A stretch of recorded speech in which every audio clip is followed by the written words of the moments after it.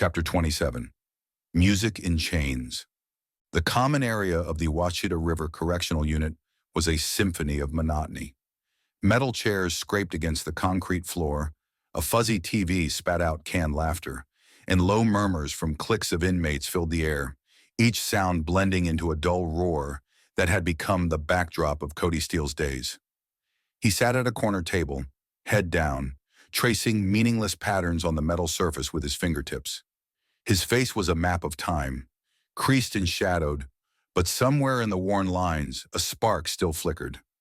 Across the room, something shifted. A broken chord floated into the air, discordant yet alive. Cody's ears pricked up, his gaze cutting toward the source. A wiry young inmate sat surrounded by a loose knot of men, clutching a battered guitar that looked as if it had seen as much hardship as any of them.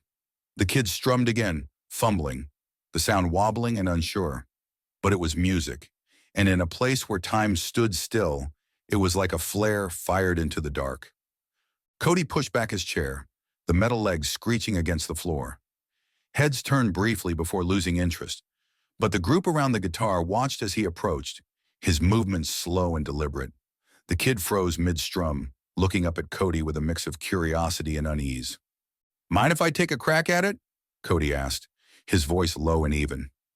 The kid hesitated, glancing at the others as if seeking their permission. Then he shrugged, holding out the guitar. "Sure, it's, kind of beat up." Cody took it, his hands wrapping around the neck with an ease that felt like coming home. He ran his fingers over the strings, wincing at their stiffness, their neglect. "It's not about the guitar," he muttered half to himself. "It's what you do with it." He twisted the tuning pegs, plucking each string until they sang in harmony. The room hadn't gone silent, not yet, but the sound began to seep into the cracks of conversation, drawing heads toward him like moths to a flame. Cody strummed a chord, clean, resonant, alive.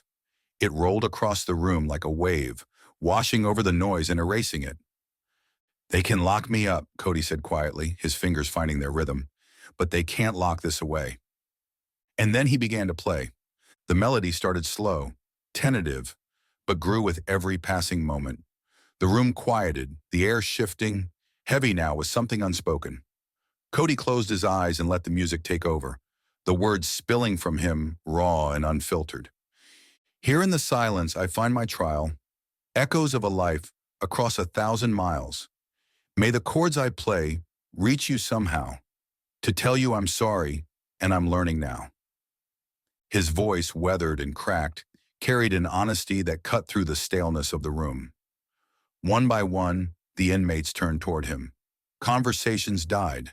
The TV's laugh track felt distant and irrelevant. Even the guards, leaning against the walls in their practiced indifference, couldn't help but watch. Who would have dreamed that one could feel so alone, walking a path paved with regret I own? All I have left is this tune to impart, a prayer for redemption, straight from the heart. The final note hung in the air, fragile but defiant, before dissolving into silence. Cody opened his eyes, scanning the room. The faces staring back at him were different now, softer, less guarded, stripped of the masks they wore to survive this place. For a moment, it wasn't a prison. It was something closer to a sanctuary. A few beats passed before the first clap broke the stillness. It was hesitant, almost shy, but it was joined by another, and then another, until the room filled with a rough, uneven applause. It wasn't polished, but it was real. A man stepped forward, his frame bulky and his arms inked with fading tattoos. His face was hard, but his eyes betrayed a flicker of warmth. "That's something real, man," he said, his voice gravelly. "Don't stop."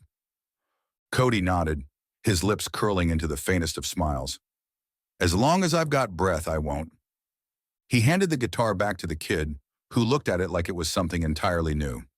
"Thanks, man," the kid said, his voice tinged with awe. "Didn't know a guitar could do that." Cody's smile widened, just a touch. "It ain't the guitar, it's what you put into it." As Cody made his way back to his table, the room began to stir again, the hum of the TV and murmured conversations creeping back. But it wasn't the same. Men who had avoided his gaze before now gave him nods of respect, subtle but unmistakable. The invisible wall that separated him from the others felt a little less solid, a little less high.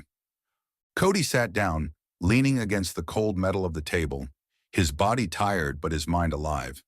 The echoes of his song lingered in the air, a reminder that even in the darkest places, music could still carve out a space for hope.